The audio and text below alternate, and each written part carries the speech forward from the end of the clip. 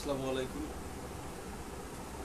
যারা লাইভের সাথে আছেন সকলকে শুভেচ্ছা জানাচ্ছি। ঈদ পরবর্তী এটা লাইভে আসা, আশা করি যে সকলে শত দুঃখ কষ্ট বেদনার মাঝেও ভালো থাকার চেষ্টা করে যাচ্ছেন এবং ভালো আছেন। সকলকে ঈদ মোবারক। নিজেরই আসলে দুদিন ধরে একটু শরীরটা বেশি ভালো না, তো আজকে লাইভে আসতে চাইনি, কিন্তু কিছু বিশেষ কারণে আজকের লাইভে আসা, যে বিষয়টি আমাকে মর্মাহত করেছে এবং আমাকে খুব ভাবিয়ে তুলেছে। যে আমরা দেখলাম যে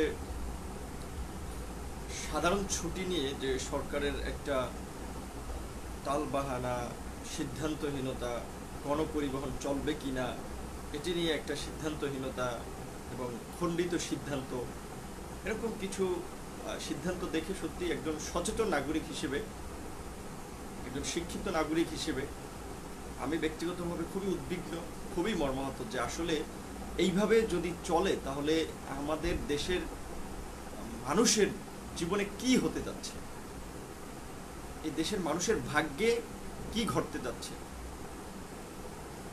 কারণ আপনারা নিশ্চয়ই দেখেছেন যে বিশেষ করে অনেক দেশ যারা শুরুর দিকে এই করোনা ভাইরাসকে বা কোভিড-19 মহামারীকে গুরুত্ব দেয়নি, উড়িয়ে দিয়েছে, কার্যকর পদক্ষেপ নেয়নি, তারা কিন্তু নির্মমভাবে ভোগান্তিতে পড়েছে। সেই জিনিসটা আপনারা নিশ্চয়ই দেখেছেন। বিশেষ করে ইউরোপ আমেরিকার বলতে গেলে যে খুবই উন্নত দেশগুলোর, বিশেষ করে ধরেন আমেরিকা, যারা সংক্রমণের দিক থেকে বিশ্বের প্রথম রাষ্ট্র এবং মৃত্যুর সংখ্যা প্রায় লক্ষাধিক ছাড়িয়েছে, আক্রান্তের সংখ্যা তাও প্রায় 17 লক্ষের অধিক। এখন কথা হচ্ছে যে আমেরিকার মতো উন্নত স্বাস্থ্য ব্যবস্থার একটি দেশ, যেখানে মানুষ সর্বশিক্ষিত, খুবই সচেতন, তাদের দেশে এই অবস্থা। তো এর সংক্রমণ যদি বাংলাদেশে নিয়ন্ত্রণ না করা যায় তাহলে কি ভয়াবহ পরিস্থিতি হবে সেটা চিন্তা করতে পারেন। যে আমরা নিউজে দেখেছিলাম যে আমেরিকার বিভিন্ন স্টেটের মধ্যে, প্রদেশের মধ্যে সবচেয়ে বেশি আক্রান্ত হয়েছিল নিউ ইয়র্ক, এবং তখন এরকম নিউজ হয়েছিল যে নিউ ইয়র্কে গণকবর করা হচ্ছে। কারণ এতগুলো মানুষকে দাফন কাফন করার আসলে বলতে পারেন যে পর্যাপ্ত সংখ্যক মানব সম্পদ বা মানুষ পাওয়া যাচ্ছিল না, কিংবা সেই ব্যবস্থা ছিল না। তারপরে তারা সেখান থেকে এখন একটু ইমপ্রুভের দিকে। আমেরিকা, ইংল্যান্ড এবং ইউরোপের বেশ কিছু দেশে এই সংক্রমণের মাত্রাটা একটু বেশি হওয়ার অন্যতম কারণ হচ্ছে যেহেতু আমেরিকা, ইংল্যান্ডের মতো দেশগুলো খুবই লিবারেল ডেমোক্রেসি বা খুবই উদার নৈতিক দেশ, যারা মানুষের বাক স্বাধীনতা, চলাফেরার স্বাধীনতা বিশ্বাস করে, মানুষের উপরে বল প্রয়োগ করে কোনো কাজ করতে বিশ্বাস করে না।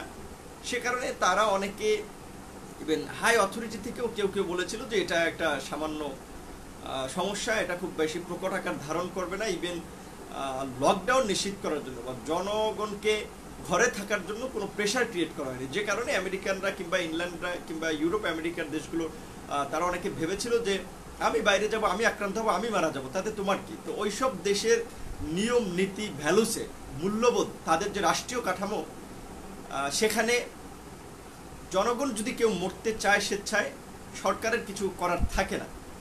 তো এই ধরনের কঠোর ব্যবস্থা না নেয় আমেরিকা, ইংল্যান্ড সহ কয়েকটি দেশ, স্পেন, খুবই ভয়াবহ অবস্থা তারা মুখোমুখি হয়েছিল। ইভেন সাম্প্রতিক যদি কম্পেয়ার করেন যে ব্রাজিলের দেশটি, ব্রাজিল প্রথম দিকে এটি গুরুত্ব দেন। ইভেন ব্রাজিলের প্রেসিডেন্ট, তিনি ফুটবল খেলোয়াড়দের নিয়ে ফুটবল খেলার আগ্রহ প্রকাশ করেছেন, তার বাসায় পার্টি দিয়েছেন, তিনি নিজে বিভিন্ন জায়গায় যেটা বলে যে মানুষের সাথে খুব ওপেনভাবে মিশেছেন, যার ভয়ঙ্কর পরিণতি নিয়ে কিন্তু এখন ব্রাজিল দেখতে পাচ্ছে।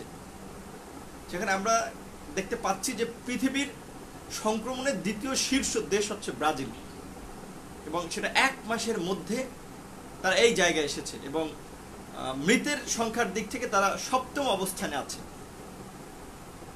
অথচ যদি শুরুর দিকে ব্রাজিল পদক্ষেপ নিত তাহলে হয়তো তারা কিন্তু এই ভোগান্তিতে পড়তো না। তারপরে আমরা দেখি যে আমাদের পার্শ্ববর্তী দেশ ভারতের বিভিন্ন প্রদেশ, কয়েকটি প্রদেশ, তেলেঙ্গানা, তারপরে আরও মনে হয় যে দু একটি প্রদেশ যারা খুব শক্তভাবে লকডাউন নিশ্চিত করায় বা প্রস্তুতি নেওয়ায় তারা সেখানে কিছুটা সফল হয়েছে। কিন্তু কেন্দ্রীয় সরকার যখন সেখানকার লকডাউনকে শিথিল করার ঘোষণা দিল, তখন কিন্তু আক্রান্তের হারটা হু হু করে বাড়তে লাগলো। ইভেন এখন ভারত সম্ভবত বিশ্বের মধ্যে চতুর্থ আক্রান্ত দেশ এবং লক্ষাধিক ছাড়িয়েছে। মৃত্যুর সংখ্যা সরকারি হিসাব মতে 5,000-এর কাছাকাছি। যদিও এটা হচ্ছে সরকারি হিসাব, বেসরকারি হিসেবে তো অনেক কিছুই আছে, এটা প্রত্যেকটা দেশের ক্ষেত্রে ট্রু। কারণ আমরা আমাদের দেশের প্রেক্ষাপটে দেখি যে সরকারি হিসাব মতে আক্রান্তের সংখ্যা 38,000 সামথিং, মৃতের সংখ্যা 522 না 40-এর মতো, পরীক্ষা হয়েছে 2,00,000 2.5 লাখের মতো। এটা হচ্ছে সরকারি হিসাব মতে। সরকারি হিসাব মতে যে মৃতের সংখ্যাটা দেখানো হলো যে 500 সামথিং। বেসরকারি হিসেবে বিভিন্ন সংবাদপত্রের নিউজে কিন্তু উঠে এসেছে যে সহস্রাধিক মানুষ, অর্থাৎ 1,000-এরও বেশি মানুষ করোনার উপসর্গ নিয়ে বিভিন্ন জায়গায় মারা গেছে। তারপর পরীক্ষা করতে গিয়ে ভোগান্তির কারণে অনেকেই পরীক্ষা করতে যান না, কিংবা গিয়েও ফিরে আসেন। পরীক্ষা করতে যেতে যেতেই যেটা বলে যে ডাক্তার আসিবার পূর্বেই রুগী শেষ, তো সে অবস্থা যে রুগী ওই পরীক্ষার দ্বার প্রান্ত যেতে যেতে তার আগেই রুগী শেষ, এরকম ঘটনা তো ঘটছে। তো শুরুর দিকে সরকারের আমরা অনেক সমালোচনা করেছি যে এয়ারপোর্টের চেকিং ব্যবস্থা ভালো ছিল না, তারা কার্যকর ব্যবস্থা নেয়নি। তারপরেও কিছু পদক্ষেপ নিয়েছিল যেগুলো খুবই প্রশংসনীয় ছিল, যেমন জনগণের চলাচলকে নিয়ন্ত্রণের জন্য আর্মির যে ভূমিকা ছিল শুরুর দিকে, আইনশৃঙ্খলা বাহিনীর যে ভূমিকা ছিল। তারপরে সাধারণ ছুটি ঘোষণা করলো যখন একটা প্রতিষ্ঠান পরীক্ষা করেছে, আইডিসিআর একটা প্রতিষ্ঠান সবকিছু নিয়ন্ত্রণ করত। কিন্তু তারপরে আমরা কি দেখলাম, যখন হু হু করে আক্রান্তের সংখ্যা বাড়ছে, পরীক্ষাগার বাড়ছে, তখন সরকার তার কর্মকাণ্ডকে যেটা বলে যে ধরনের ব্যবস্থাগুলো নেওয়া দরকার সেই দিকে না গিয়ে তারা তাদের ব্যবস্থা শিথিল করছে। যে কারণে আমি মনে করি যে আক্রান্তের সংখ্যা বেড়েছে, মৃত্যুর সংখ্যা বেড়েছে, মানুষের ভোগান্তি বেড়েছে এবং বর্তমানে তাই হয়েছে। আমি একটা কথা চ্যালেঞ্জ দিয়ে বলতে পারি যে ঈদের একদিন আগের যেই সংখ্যাটা ছিল, ঈদের 3 দিন থেকে, আজকে তো তৃতীয় দিন, চতুর্থ দিন থেকে, ধরেন চতুর্থ পঞ্চম দিন থেকে যদি পর্যাপ্ত পরীক্ষা করার ব্যবস্থা থাকতো, যদি 1020 পরীক্ষা করা যেত, তাহলে দেখতেন সংখ্যাটা নিশ্চয়ই দ্বিগুণ হয়ে গেছে। কিন্তু পরীক্ষা করার সেই পর্যাপ্ত ব্যবস্থা তো আমাদের এখানে নাই। কারণ মাত্র 5, 6, 7, 8, 9, 10 বোধহয় একদিন উঠেছিল, 10 পর্যন্ত সচরাচর যেতে পারে না। তারপরেও সেটা কতটুকু সত্য সেটা উই ডোন্ট নো, সেটা গভর্নমেন্টই জানে। তবে আমরা একটা কথা বলতে পারি যে আসলে নানা কারণে সরকারের প্রতি মানুষের যে অনাস্থা রয়েছে, বিশ্বাসের ঘাটতি রয়েছে, সেটি কিন্তু অস্বীকার করা হয়ে নেই। সুতরাং সেজন্য আমরা সরকারের প্রতি জোরালো অনুরোধ জানাবো যে আজকে আপনারা এই যে সিদ্ধান্তহীনতায় ভুগছেন, কখন কি করবেন নিজেরাও ঠিক করতে পারতেছেন না। এর আগে গার্মেন্টস খোলা নিয়ে আমরা দেখেছি যে কি কাণ্ডটা ঘটেছে। একবার বলা হয়েছে খুলে দেওয়া হবে, লোকজন গ্রাম থেকে আসলো, আবার তাদেরকে ফেরত দেওয়া হয়েছে। আবার এখন বলা হচ্ছে যে 31শে মের পরে সাধারণ ছুটি থাকবে না, গণপরিবহন চলবে কি চলবে না, স্কুল কলেজ খোলা থাকবে কি থাকবে না, এগুলো নিয়ে এখনো তারা সিদ্ধান্তে পৌঁছাতে পারেনি। তার মানে স্পষ্ট একটি বিষয় আমাদের সকলের চোখের সামনে দেখিয়ে দেয় যে কি পরিমাণ সিদ্ধান্তহীনতায় সরকার ভুগছে এবং কি সিদ্ধান্ত নেবে এই প্রেক্ষাপটে তারা কিন্তু বুঝতেছে না। বিশেষ করে বাংলাদেশের মতো যেসব দেশে এরকম কর্তৃত্ববাদী সরকার রয়েছে, যে যারা জোর করে ক্ষমতায় আছেন, তারা অনেকগুলো সিদ্ধান্তই জোর করে নিয়ে থাকেন, মানুষের উপরে চাপিয়ে দিয়ে থাকেন। সেক্ষেত্রে আমি সরকারের প্রতি একটা আহ্বান জানাবো যে জনগণের ভোট ছাড়া একবার ক্ষমতায় চলে গেলেন, জোর করে আইন শৃঙ্খলা বাহিনী কিংবা রাষ্ট্রযন্ত্র, আইন আদালত কিংবা নির্বাহী বিভাগ, বিচার বিভাগকে ব্যবহার করে সংবিধান পরিবর্তন করে একটা নির্বাচন করে ফেললেন, আর জোর করে ক্ষমতায় থেকে রাষ্ট্র পরিচালনা করলেন। সেই আত্মঘাতী সিদ্ধান্ত নেওয়া আর এই করোনার সংক্রমণ যখন হু হু করে বাড়ছে, তখন আত্মঘাতী সিদ্ধান্ত নেওয়া এক কথা নয়। জনগণের ভোট ছাড়া ক্ষমতায় যাওয়ার স্বপ্ন দেখেছেন, রাষ্ট্রীয় ব্যবস্থা সমূহ, বিচার বিভাগ, আইন বিভাগ, নির্বাহী বিভাগকে নিজেদের দলীয়করণ করে একটা নির্বাচন করেছেন, সিস্টেমে ক্ষমতায় গিয়েছেন, মানুষকে দমন পীড়ন করেছেন, মানুষ কোনো জোরালো প্রতিবাদ গড়ে তুলতে পারেনি, সেক্ষেত্রে আপনারা সফল। কিন্তু এই সিদ্ধান্ত নিতে গিয়ে যদি দেখেন যে মৃত্যুর মিছিল বেড়ে যাচ্ছে, মানুষ বিনা চিকিৎসায় মারা যাচ্ছে, মানুষ আক্রান্ত হয়ে হাহাকার করছে, তখন কিন্তু এই মানুষের অভিশাপেই শেষ হয়ে যাবে। কারণ প্রত্যেকটা মানুষের একটা ধৈর্যের বাঁধ আছে, একটা সর্বোচ্চ সীমা আছে। আল্লাহ পাক বলেছেন যে সীমা লঙ্ঘনকারীকে আল্লাহ পছন্দ করে না। সুতরাং আপনারা মানুষের জীবন নিয়ে ছিনিমিনি খেলবেন, জনস্বার্থের বাইরে নিজেদের রাজনৈতিক স্বার্থকে প্রাধান্য দিয়ে একটা আত্মঘাতী সিদ্ধান্ত নেবেন যেটা জনগণকে ভোগাবে, সেটা আপনাদের জন্য হিতে বিপরীত হতে পারে, বিপদ ডেকে আনতে পারে। কারণ আজকে আমেরিকাতে আমরা দেখেছি যে আমেরিকার একটা প্রদেশে যে শ্বেতাঙ্গ পুলিশ একজন কৃষ্ণাঙ্গ মানুষকে মেরেছিল, সেজন্য সেই লকডাউন উপেক্ষা করে কিন্তু মানুষ রাস্তায় নেমে এসেছে, মানুষ বিক্ষোভ দেখিয়েছে এবং ইনস্ট্যান্টলি 4 জনকে সাসপেন্ড করা হয়েছে। তো মানুষের পিঠ যদি দেয়ালে ঠেকে যায়, তখন কিন্তু মানুষ বন্দুকের গুলি কিংবা আইন শৃঙ্খলা বাহিনী, আপনি র্যাব নামাবেন না, পুলিশ নামাবেন না, সেনাবাহিনী নামাবেন, সেটাকে কিন্তু পরোয়া করবে না। আমরা বারবার বলেছি যে এই সংকট একটা বৈশ্বিক সংকট, এটা একটা মহামারীর সংকট, এটা একটা প্রাকৃতিক দুর্যোগ যার প্রতি মানুষের কোনো হাত নেই। আমরা সবাই বুঝি যে এই সংক্রমণ থেকে রক্ষায় আমাদের সচেতন হওয়ার কোনো বিকল্প নেই। আমাদের প্রত্যেককে যার যার জায়গা থেকে দায়িত্বশীল আচরণ করতে হবে, আমাদের নিজেদের দায়িত্বটুকু পালন করতে হবে। আপনারা একটা জিনিস নিশ্চয়ই অবগত আছেন যে বিশ্ব স্বাস্থ্য সংস্থা ব্রাজিলকে কিন্তু একটি হুঁশিয়ারি দিয়েছে যে তারা যদি এই অবস্থা চলতে থাকে, তাদের মৃত্যুর সংখ্যা 1.25 লাখ পর্যন্ত পৌঁছাতে পারে। আমেরিকার ক্ষেত্রে তারা নয়, স্বয়ং আমেরিকার প্রেসিডেন্ট ডোনাল্ড ট্রাম্পই বলেছিল যে তাদের দেশে মৃত্যুর সংখ্যা 2 লক্ষ হতে পারে, আক্রান্তের সংখ্যা 50 লক্ষ হতে পারে। তো সেখানে অলরেডি 1 লাখ ক্রস করেছে। তো আমাদের যেটা ধারণা, মৃত্যুবরণ করতে করতে মিনিমাম 1.5 লাখের কাছে পৌঁছাবে। সুতরাং তাদের দেশে মৃত্যু হবে এত, আক্রান্ত হবে এত, তারা অকপটে স্বীকার করছে, বিকজ এটার জন্য তো তারা দায়ী নয়। স্পেনের অবস্থা আমরা দেখেছি, ইটালির অবস্থা আমরা দেখেছি, ইংল্যান্ডের অবস্থা আমরা দেখেছি। সুতরাং এখানে তো সরকারের কোনো হাত নেই। তবে একটা জিনিস আছে যে সরকার যদি পর্যাপ্ত প্রস্তুতি নিতে ব্যর্থ হয়, কার্যকর পদক্ষেপ নিতে ব্যর্থ হয়, তাহলে জনদুর্ভোগ বেড়ে যাবে, জনগণ ক্ষতির সম্মুখীন হবে, দেশ ভয়ঙ্কর একটা দুর্বিষহ জায়গায় উপনীত হবে। তো সেখান থেকে আমাদের উপলব্ধি অবশ্যই আছে, দেশের একজন সচেতন নাগরিক হিসেবে, একজন শিক্ষিত নাগরিক হিসেবে দেশকে নিয়ে ভাবায় আমরা অবশ্যই মনে করি যে আজকে দেশের আমাদের মতো তৃতীয় বিশ্বের একটা দেশ যতই উন্নয়নের গল্প শোনাই না কেন, উন্নয়নের ফুলঝুরি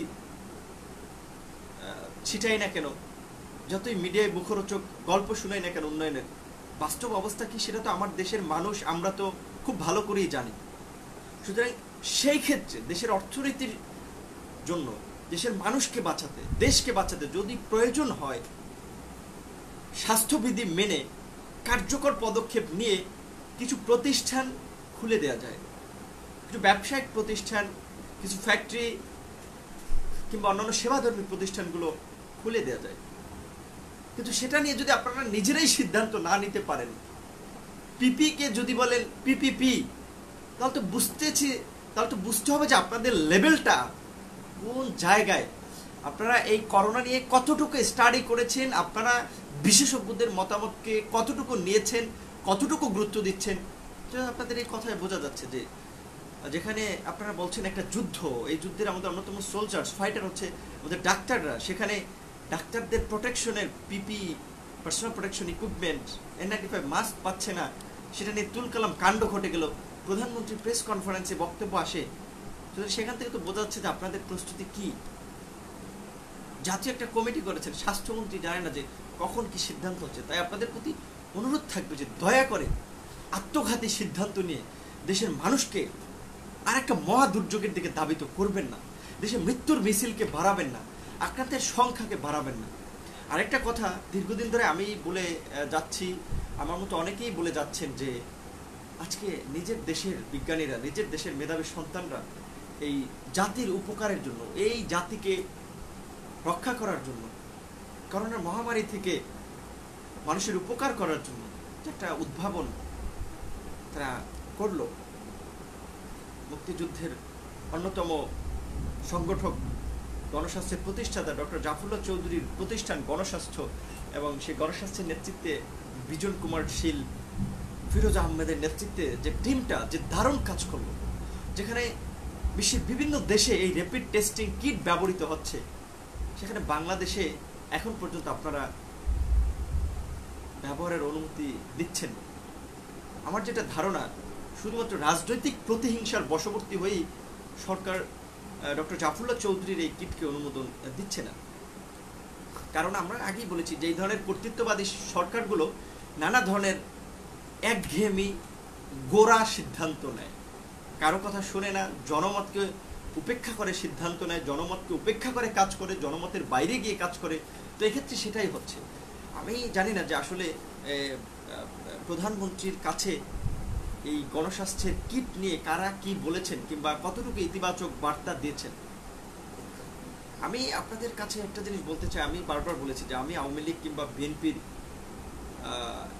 রাজনীতি করি না, তাদের সমালোচক মানে কট্টর সমালোচক কিংবা একেবারে শুভাকাঙ্ক্ষী ও আবার তাদের অনুগত কেউ নই। আমার কাছে যেটা মনে হয় তাদের যেটা যৌক্তিক সেটাকে আমি প্রশংসা করি, সেটাকে সাপোর্ট দেই, যেটাকে মনে হয় যেটা নেগেটিভ, এটা নেতিবাচক, সেটা নিয়ে আমরা সমালোচনা করি। আপনি দেখেছেন আমি যখন গণভবনে গিয়েছিলাম, মাননীয় প্রধানমন্ত্রীর সামনে কথা বলার সুযোগ পেয়েছি, আমি কিন্তু একটা কথা বলেছিলাম যে আপনার কাছে সঠিক তথ্য আসে না। কারণ এটা অস্বীকার করা হয় না, আওয়ামী লীগের অনেক নেতাকর্মী আমার সাথে একমত হবেন যে প্রধানমন্ত্রীর আশেপাশে অনেক চামচা রয়েছে। কারণ প্রধানমন্ত্রীর সহকারী হিসেবে দায়িত্ব পালন করেছেন, তাদেরও বিতর্কিত কর্মকাণ্ড আমরা দেখেছি এবং এখনো দেখি। এবং বঙ্গবন্ধুরও সময় এটা ছিল, বঙ্গবন্ধুকে মেরেছিল সেই বঙ্গবন্ধুরই বিশ্বস্ত সহচর মোশতাক,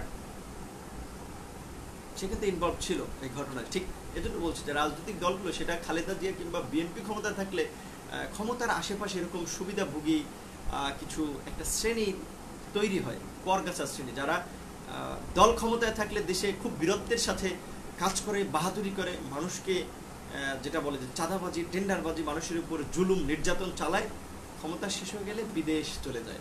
তখন বিদেশ গিয়ে বিশিষ্ট ব্যক্তিত্ব, টকশো ব্যক্তিত্ব, ইউটিউব ব্যক্তিত্ব, ফেসবুক সেলিব্রিটি হয়, যেটা বলে দেশে থাকতে পারে না আকামের কারণে। যে আকাম এতটা করে, সেটা তো বড় দুটি রাজনৈতিক দলের কিছু কিছু নেতাকে আপনারা চিনেন।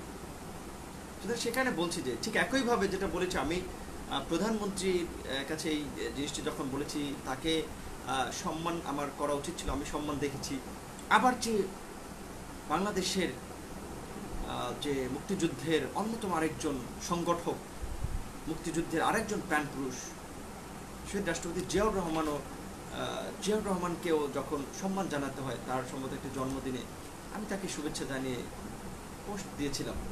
ইভেন তার স্ত্রী বেগম খালেদা জিয়াকে যখন অন্যায়ভাবে কারাগারে নিয়ে যাওয়া হয়েছিল, আমি তার মুক্তি সেই কথা বলেছি, কারণ আমার কাছে এটা যৌক্তিক, ন্যায়সঙ্গত মনে হয়েছে।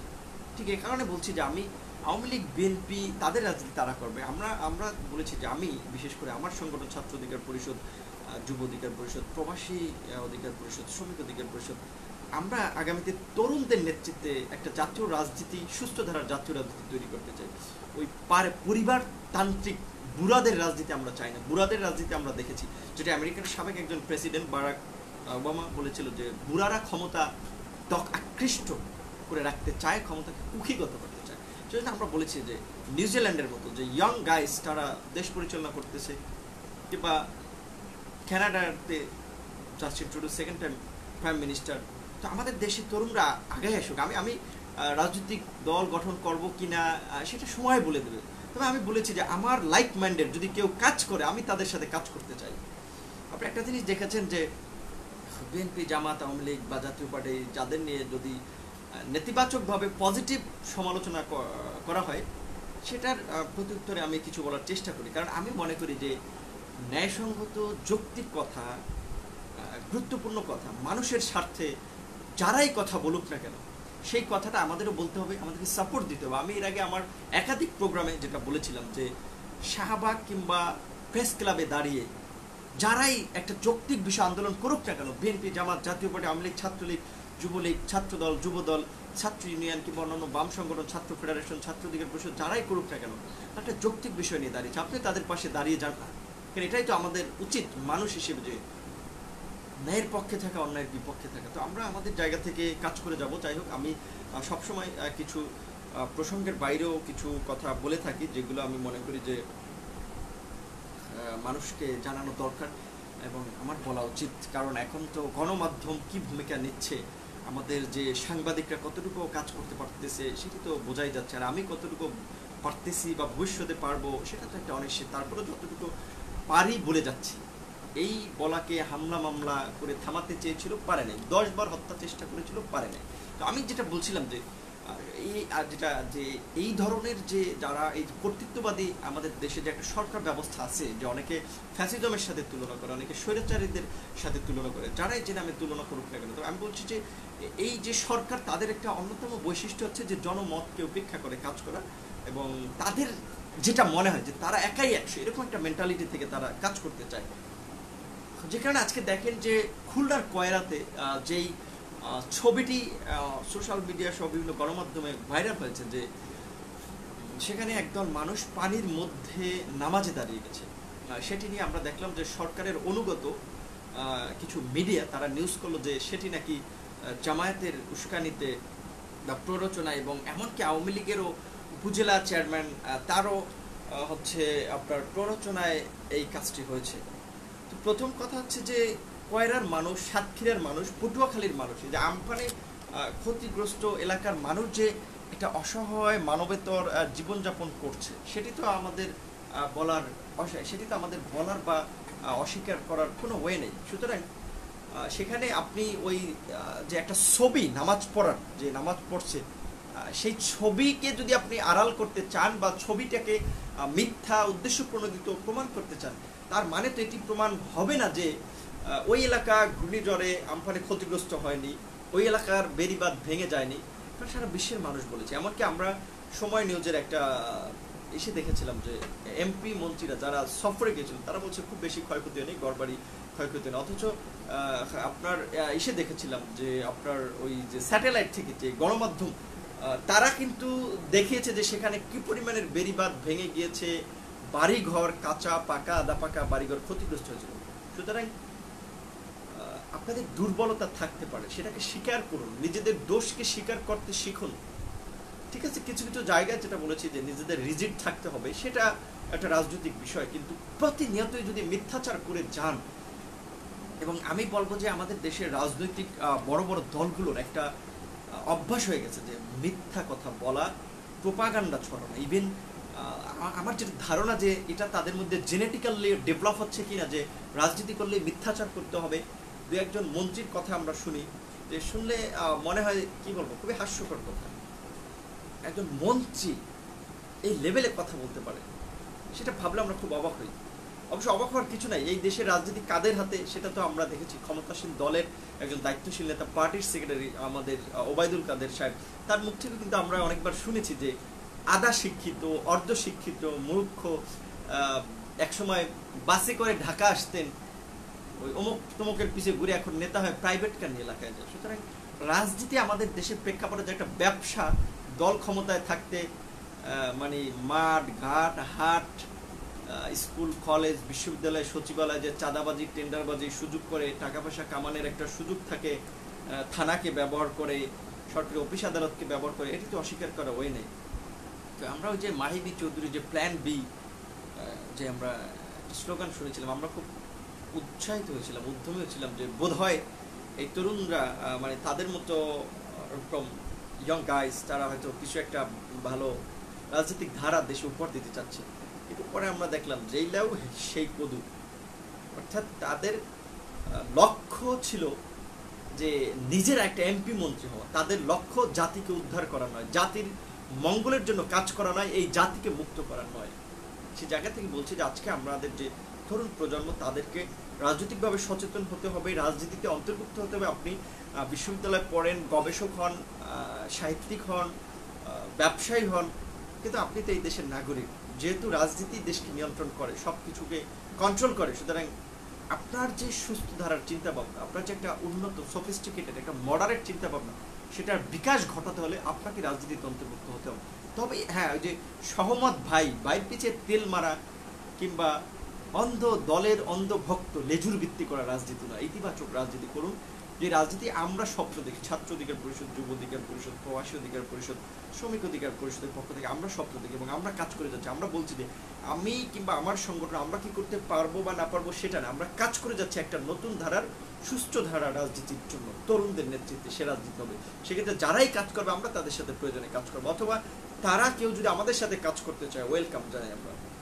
তো যাই হোক, যে এই বিষয়টি আমাদের ছিল যে সরকারের প্রতি একটা যে অনুরোধ ছিল যে আপনারা আত্মঘাতী সিদ্ধান্ত নেবেন। আপনাদের বিরুদ্ধে যদি কেউ সমালোচনা করে সেটাকে ইতিবাচক হিসেবে দেখে সংশোধনের পথে আসতে চেষ্টা করুন। হ্যাঁ, আপনারা ঠিক আছে, রাজনৈতিকভাবে আমাদের দেশের কালচারে, আমাদের দেশের ট্রেন্ডে দেখা যায় যে যখন দল ক্ষমতায় থাকে বিরোধী দলকে কোণঠাসা করার জন্য, হয়রানি করার জন্য মিথ্যা মামলা হামলা দিয়ে থাকে। কারণ আমাদের দেশের রাজনীতিবিদদের মধ্যে দেখেছি যে প্লেট চুরির মামলা দেওয়া হয়, জাফরুল্লাহ চৌধুরীর মতো একজন ব্যক্তির নামে মাছ চুরির মামলা দেওয়া হয়, অথচ যেই লোকটি চাইলে হাজার হাজার কোটি টাকার মালিক হতে পারতেন, তার বিরুদ্ধেও মাছ চুরির মামলা দেওয়া হয়। সুতরাং আমাদের দেশের রাজনীতির যে একটা নোংরামি, প্রতিহিংসা, প্রতিপক্ষকে দমনের যে একটা অশুভ তৎপরতা রয়েছে, এবং সেটা যারা ক্ষমতায় ছিল তাদের প্রত্যেক দলের মধ্যেই ছিল, এটি অস্বীকার করার ওয়ে নেই।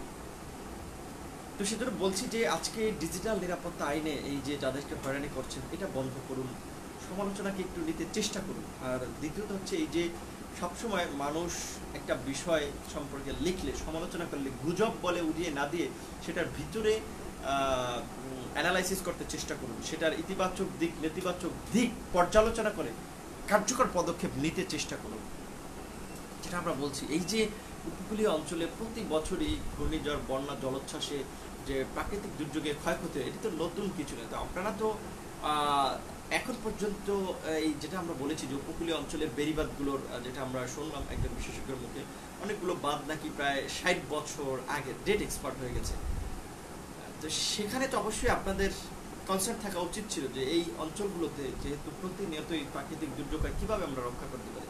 সেখানে বাঁধ নির্মাণে যে কি দুর্গতি, কি দুর্নীতি, লুটপাট, চুরি চামারি হয়, এটা তো অস্বীকার করা ওয়ে নেই। যে আপনারা যদি বলতেন যে এই বাঁধের নির্মাণের সাথে যারা দুর্নীতিতে জড়িত ছিল, যারা অন্যায় অনিয়ম করেছে, তাদের বিরুদ্ধে ব্যবস্থা নেন। সমালোচকরা আপনাদের চোখে আঙ্গুল দিয়ে দেখিয়ে দিচ্ছে, আপনারা ব্যবস্থা নেন। কিন্তু আপনার ব্যবস্থা না নিয়ে যদি সমালোচকদের বিরুদ্ধেই ব্যবস্থা নেন, তীর ছুড়েন, হয়রানি করেন, তাহলে তো বুঝতে হবে যে আপনারা অন্যায়কারীর পক্ষে। কারণ আমাদের তো, আমি ব্যক্তিগতভাবে খুব একটা ভালো লেগেছিল এই কথাটা, যে আমাদের মাননীয় প্রধানমন্ত্রী যখন বলেছিল এই দুর্যোগে যারা সুযোগ নেবে তাদেরকে আমি ছাড় দেবো না, তারা মানুষ না। এরকম একটা মন্তব্য দেশের প্রধানমন্ত্রী, ক্ষমতাসীন দলের প্রধানের কাছ থেকে আসা খুবই ইতিবাচক। এবং আমি বলবো যে যারা এই যে দুর্নীতির সাথে জড়িত, চুরি বাটপাড়ির সাথে জড়িত, তাদের একটা ওয়ার্নিং ছিল। তারপরে আমরা দেখলাম যে আপনারা থামাতে পারেননি। কাজেই শুধু কথার ফুলঝুরি না ছিটিয়ে ফেসবুকে বা সস্তা কথা না বলে দৃশ্যমান পদক্ষেপ নিন।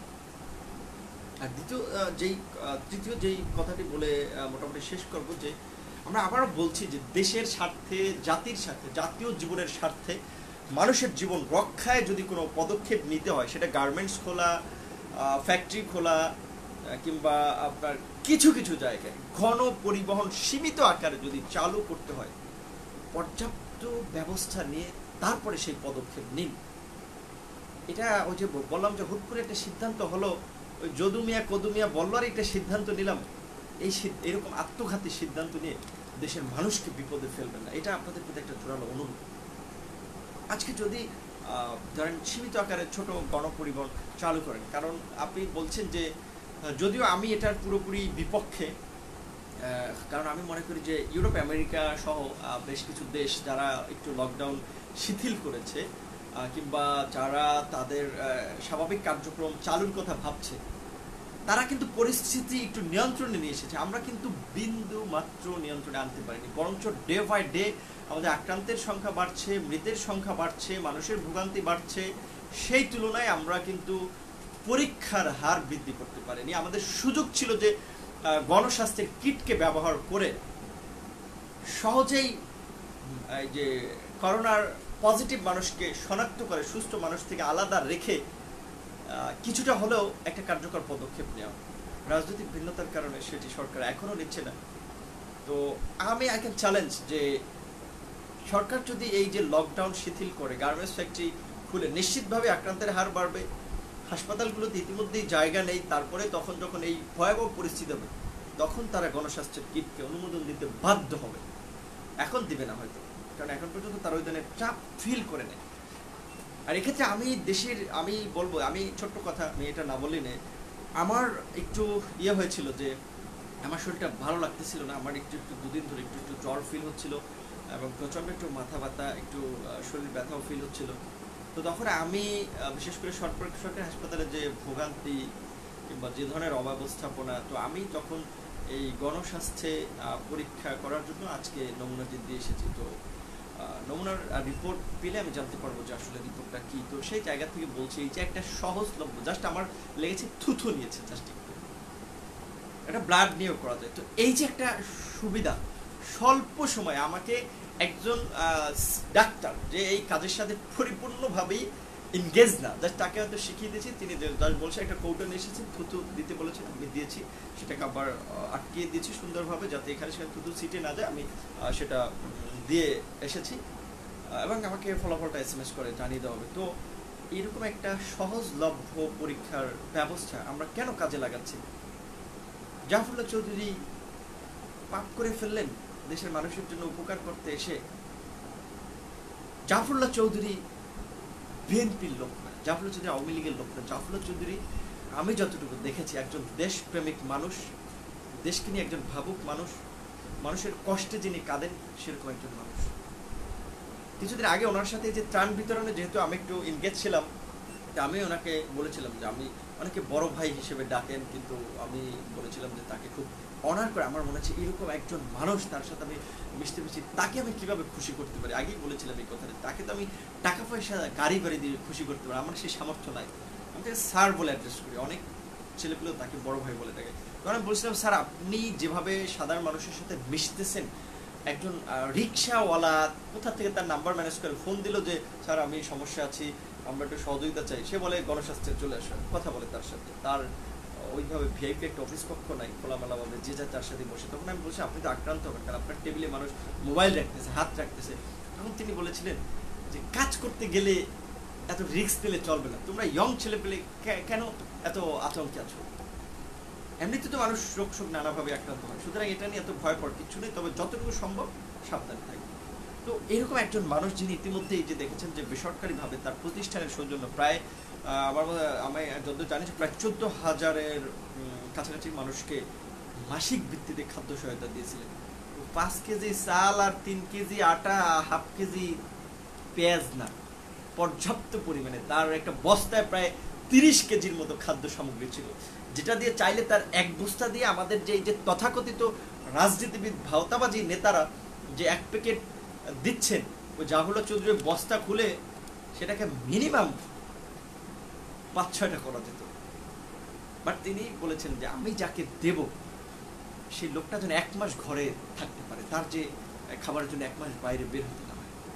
এরকম একজন চিন্তাশীল মানুষ তারা কিট আবিষ্কার করলেন। আমি শুনেছি উনি প্রধানমন্ত্রীর কাছে ঋণ সহায়তা চেয়েছে যে এই কিটকে বাজারজাত করার জন্য।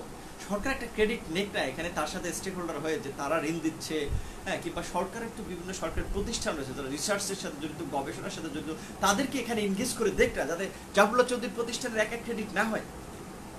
আর ক্রেডিটের চেয়ে এটা তো মানুষের জন্য এই মুহূর্তে খুবই প্রয়োজন।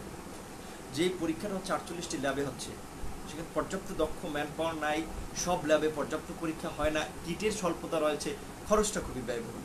তো এইরকম একটা অবস্থায় আমরা হাতের কাছে একটা জিনিস পেয়েও আমরা কাজে লাগাতে পারলাম না। তাই সরকারের প্রতি আহ্বান যে এই সিদ্ধান্তটা পুনর্বিবেচনা করুন এবং জাফরুল্লাহ চৌধুরীকে গণস্বাস্থ্যের এই যে উদ্ভাবনী কাজের সাথে যারা জড়িত তাদেরকে সম্মানিত করুন, প্রধানমন্ত্রী তাদেরকে ডেকে কথা বলুন এবং তাদেরকে সব ধরনের সহযোগিতা করে মানুষের পরীক্ষা করে যেভাবে শনাক্ত করা যায় সেই ব্যবস্থা দেবে। আর পাশাপাশি যে জিনিসটা বলছি, এই যে গণপরিবহন খোলা হবে কিনা সেটা খোলা হলে কোন পারপাসে কোথায় কোথায় খোলা হবে? যেমন আমি যেটা বলি যে আমার ব্যক্তিগত মূল্য, যেমন ঢাকার চাকা যে গাড়িগুলো কিংবা হাতির ঝিলে যে গাড়িগুলো চলে, এগুলা সম্ভবত রাজুক কিংবা সিটি কর্পোরেশনের অ্যাসোসিয়েশনে চলে, তো তাদের কিন্তু একটা সুন্দর ম্যানেজমেন্ট আছে। সুতরাং তারা প্রতিবারে কিছু নির্দিষ্ট স্পট থেকে যে ওইভাবে যদি মানুষ উঠায় এবং আগে গাড়িগুলোতে প্রতিনিয়তই চিপ নামানোর পরে একেবারে শূন্য করে আবার স্প্রে করবে, কারণ স্প্রেটা তো উদ্বায়ী পদার্থ বাতাসের সাথে মিশে যায় এবং এটা জীবাণু কিল করবে, সেই ধরনের একটা ব্যবস্থা নিয়ে যদি চালু করতে পারে। কিন্তু বাস্তবতা হচ্ছে ওই যে আপনি যদি ওই যে আপনার সরকারি দল বিবেচনায় বিহঙ্গকে দেন কিংবা ওই যে শ্যামল বাংলা, বংচং, মিরপুর পরিবহন, সেফটি মেপটিকে দেন, তাদের কিন্তু এই ধরনের জ্ঞান ওইভাবে যেটা বলবো যে পর্যাপ্ত নাই, যে মানুষকে রক্ষা করতে হবে, মানুষকে সেভ করতে হবে, একজন মানুষ যেন আক্রান্ত না হয়, আমার ড্রাইভারকে সচেতন হতে হবে, বাসে পর্যাপ্ত স্প্রে করতে হবে। যে লোকাল বাসগুলো যারা চালায় তাদের কিন্তু এই ধরনের বোধটা খুব কম আছে। সুতরাং সেক্ষেত্রে সরকারকে পর্যাপ্ত তদারকি করতে হবে এবং সেক্ষেত্রে অবশ্যই আপনি যে ধরনের ব্যবস্থা নেন না কেন সংক্রমণের হার কিন্তু বাড়বে। সুতরাং সেক্ষেত্রে খুব ভেবে চিন্তে সিদ্ধান্ত নিতে হবে। আমরা যেটা বলছি যে বিশেষজ্ঞদের মতামতকে প্রাধান্য দিন। শুধুমাত্র ওই নির্বাচন কিংবা নিজেদের দলীয় লোক দ্বারা বিভিন্ন প্রতিষ্ঠানকে কন্ট্রোল করবেন, যাকে ভালো লাগে তাকে দেবেন, সে ধরনের একঘেয়েমি সিদ্ধান্ত, সে ধরনের গোড়ামি সিদ্ধান্ত অন্তত কোভিড-19 বা করোনার মহামারী নিয়ে নেন না। সরকারকে আবারও বলবো যে প্লিজ রিথিঙ্ক, পুনরায় চিন্তা করেন যে কিভাবে কি করা যায়। কারণ আপনারা যেটা বলছি, যখন 100, 200, 300, 400, 500 আক্রান্তের সংখ্যা ছিল তখন আপনারা সবকিছু বন্ধ করে দিলেন, আর এখন 1500, 2000-এর কাছাকাছি আক্রান্ত হচ্ছে, এখন সবকিছু খুলে দিবেন। এটা একটু চিন্তা করেন, যেটা কি বাতুলতা না পাগলামি, না এটা নিজেদের মূর্খতার পরিচয়, না অজ্ঞতার পরিচয়? প্লিজ রিথিঙ্ক, এটা কি ধরনের সিদ্ধান্ত? সেই ধরনের পর্যাপ্ত প্রস্তুতি আছে কিনা আপনাদের? মার্কেট, শপিং মল, গণপরিবহন কিংবা বিভিন্ন পাবলিক প্রতিষ্ঠান খুলে দেওয়ার মতো সেই ধরনের ব্যবস্থা আপনারা নিয়েছেন কিনা? যদি নিয়ে থাকেন, যদি খোলার সিদ্ধান্ত নেন, ওয়েলকাম, মানুষ আপনাদের ওয়েলকাম জানাবে। কিন্তু আমরা আপনাদের সক্ষমতা সম্পর্কে জানি, আপনাদের প্রস্তুতি সম্পর্কে জানি। সুতরাং প্লিজ আবার বলছি যে জনজীবনে বিপর্যয় ডেকে আনবেন না, পুনরায় সিদ্ধান্ত বিবেচনা করুন, কার্যকর সিদ্ধান্ত নিন। গণস্বাস্থ্যের কিটকে মানুষের জন্য ব্যবহার করুন, দেশকে বাঁচাতে, দেশের মানুষকে বাঁচাতে। আজকে এই করোনার মধ্যেও যারা দেশের অর্থনীতি নিয়ে কাজ করে যাচ্ছে, বিশেষ করে বা কৃষি নির্ভর দেশ হিসেবে কৃষকরা, তাদের কথা চিন্তা করুন, কীভাবে কৃষি পণ্যকে পরিবহন ম্যানেজমেন্টকে সুন্দর করা যায়, কিভাবে কালোবাজারে নিয়ন্ত্রণ করা যায়, বাজার দর নিয়ন্ত্রণ করা যায়। প্লিজ রিথিঙ্ক, সেগুলোকে ভালোভাবে চিন্তা করুন, অ্যানালাইসিস করুন। মাঝখানে দেখলাম যে বাজারে যখন নতুন চাল আসলো দাম একটু কম ছিল, কারণ যে চাল আমি 2100 টাকায় কিনেছিলাম, 2150 টাকায়, 2200 টাকায় কিনেছিলাম, সে চাল একবার 1950 টাকা, 40 টাকায় কিনেছিলাম, কিন্তু আবার দেখলাম সে চাল 2200 হয়ে গেছে। এই যে এত লক্ষ মেট্রিক টন বোরো আসলো, আউশের মৌসুম আসছে, চালের দাম বাড়ার কথা না, কোনো মতেই না, কোনোভাবেই না। তারপর কিভাবে চালের দাম বাড়ছে? কারণ এখানে একটা সিন্ডিকেট যারা বাড়াচ্ছে, যারা 2-4 জন সরোয়ার ভাই কিংবা যে চট্টগ্রামে একজন ম্যাজিস্ট্রেট আছে যারা সবসময় অভিযান চালিয়ে থাকে, এই 2-1 জনকে দিয়ে আপনারা খুব বেশি বাজার মনিটরিং করতে পারবেন না। এই ক্ষেত্রে আরো জনবল বাড়ান। যার প্রোডাক্ট থাকার পরেও যারা বাজারে শর্টেজ তৈরি করতেছে, যারা ঘাটতি তৈরি করতেছে, কালোবাজারি করতেছে, তাদের দৃষ্টান্তমূলক ব্যবস্থা নেন, ত্রাণচুক্তির বিরুদ্ধে ব্যবস্থা নেন। তাহলে দেখবেন যে অনেকাংশেই আপনাদের কন্ট্রোলে আসবে পরিস্থিতি।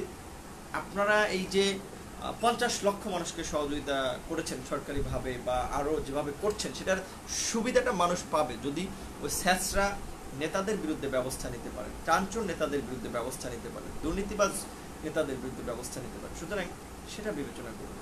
ধন্যবাদ। সকলে ভালো থাকবেন, সুস্থ থাকবেন, আমার জন্য দোয়া করবেন। আর বিশেষ করে আমার একজন অন্যতম পছন্দের মানুষ, তাকে মন থেকে আমি রেসপেক্ট করি, আমি বলছি ডক্টর জাফরুল্লাহ চৌধুরী, উনি অসুস্থ, ওনার জন্য দোয়া করবেন। পরিশেষে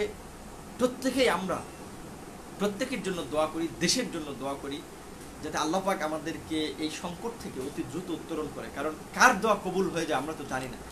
এমন একজন সাধারণ মানুষ আছে তার দোয়া কবুল হয়ে যেতে পারে, সেটার বিনিময়ে আমরা এর থেকে মুক্ত পেতে পারি, মানুষের উপকার হতে পারে। সুতরাং সবাই যার যার জায়গা থেকে সবার জন্য দোয়া করবেন। ধন্যবাদ। সকলে সুস্থ থাকবেন, ভালো থাকবেন।